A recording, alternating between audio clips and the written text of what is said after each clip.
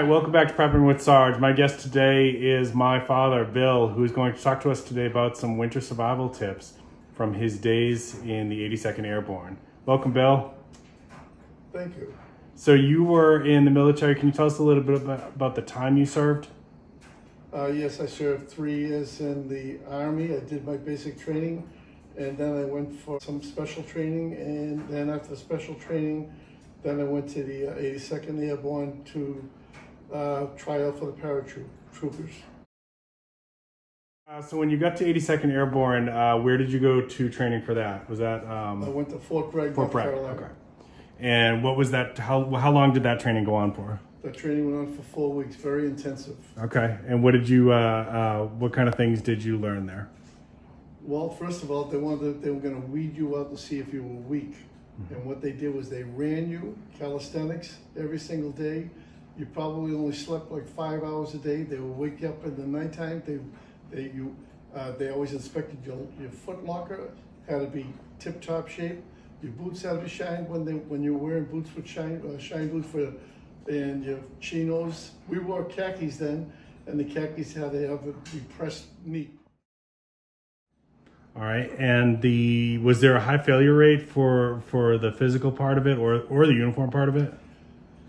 Well, I don't exactly know the numbers, but I know that it did start dropping down. The numbers probably started dropping down to probably, I'm going to guess, probably 5%, just with physical work. 5% passed or 5% fail? 5% fail. Okay. And then how long was the airborne training? Well, the airborne training was actually 4 weeks. We started out with just talking about the different types of parachutes. We were using the old World War II parachutes left over. They talked about the reserve parachute, which was in front of you, how to handle it, what to do.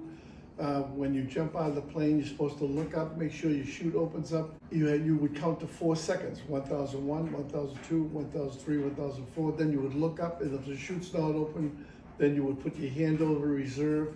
You would pull the reserve chute. You put your hand over because you didn't want to just fly out and tangle up with the other chute if the other chute was tangled up.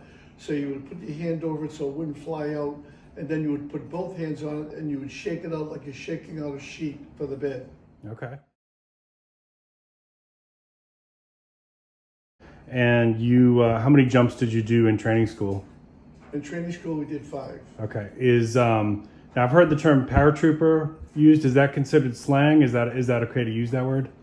That's a good word. That's okay. All right. The word that they used during the Korean War was they called the paratroopers the German words. Let me say the German word. World War II was Fallschirmjäger. Okay, and that translates to paratrooper. Yes. Roughly. Okay. And so the German word was Fallschirmjäger. And that translates to paratrooper as well? Yes. But you said it also translates to falling drunk? No, the Japanese word, which I can't remember right now, was translation was falling umbrella. Okay, all right. Wasn't there another one that was like falling drunk? No. No? I'm sorry, I misheard you. My brother walked in the background. Sorry, guys. Yeah. All right, so after your airborne training, you got stationed in Germany or Alaska? Which one was first? I was stationed in Fort Bragg, and then the following January we went to Alaska for 3 months. Okay, and that's where you started doing some cold weather survival training? Cold weather survival training, yes. Okay, and what can you tell us about that? Well, the cold weather survival training was the trainer was a person who was not associated with the military, but he was hired as an expert for cold weather training.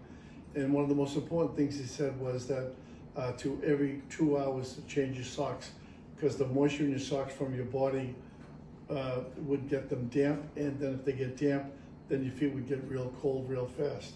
So what we used to do is take our socks off every 2 hours, pin them under our armpits, and that would dry them out, and put the fresh socks that were under our armpits, which would be nice and warm. Okay, so as you're marching or basically just working around the camp or whatever, you're sweating a lot in your feet, even if you don't feel it, right? Even if it's cold, you're still perspiring. Yes. And that increases your chance of getting frostbite? Yes. Did you see that a lot? Did a lot of guys get frostbite? Yes. And they were mostly the guys that didn't change their socks? Yes, I saw frostbite and pneumonia. Okay. So that's a good survival tip right there, is when you're marching, be changing your, especially in cold weather, be changing your socks frequently.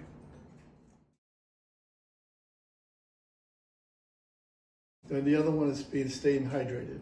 Staying hydrated, even if you're not feeling thirsty.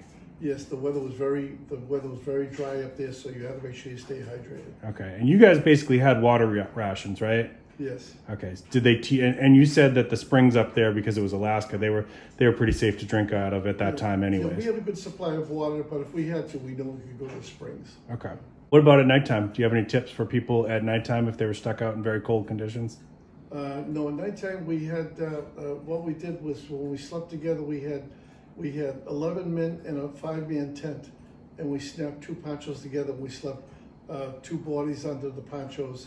And the body heat from one would keep the other body heat from the body heat from 2 would be enough heat to keep us warm during the night. We had no sleeping bags. So you had no sleeping bags, but you guys were able to stay warm enough with just body heat. Yes, we used to cut about 18 inches of pine boughs, put them on the ground, and then we'd put a canvas top over that, and then we would sleep on top of that. Okay, so basically building some insulation off the ground. Yes. Using the body heat of whoever's with you. Yeah. And then keeping you covered from any kind of perspiration that's coming from the sky. And we did have a small Yukon stove. It was only the stove was only about 2 feet by 1 foot. It was very small. So that probably didn't throw off a ton of heat. No, it's just enough to put a little fire in there. I think you had told me at one point that one of the trainers up there was like a sled dog commander. Yes. Yeah. And when he was out in the wilderness by himself, what did he do to stay warm? Well, he slept with his dogs. Okay, so he used the body heat of the dogs to keep himself alive. That's where he got it from, yes. Very good. Any other survival tips you want to throw in there? No, probably using chopstick, because your lips would get cracked and dry real quick. Mm-hmm. And do you also need to change your mittens a lot, or is there a way to? No, the mittens were fine. Okay, it's more that your feet perspire a lot. Yes. Okay. Anything else you want to say? No, firing weapons with all the equipment on was very difficult, so you really couldn't fire like you normally would. So like every 4th round was a tracer round, so you could follow the tracer round where it's going to put you on target. Interesting, okay. And so you weren't actually even be able to use the sights? Was that because of the snow blindness and that kind of thing? No, it was really about all the equipment we had on. Okay. You know what I mean? Yep, gotcha. All right, well, we appreciate you. And as I told you before, a couple of my audience members are airborne. I think at least one of them is 82nd, and I think another one is Screaming Eagles 101. So they have both said that when I get together with you again to say hi and thank you for your service. And this has been YouTube channel Prepping with Sarge with my dad, Bill. And we appreciate you. Keep planting your seeds. Keep stacking your silver. We'll see you on the next video.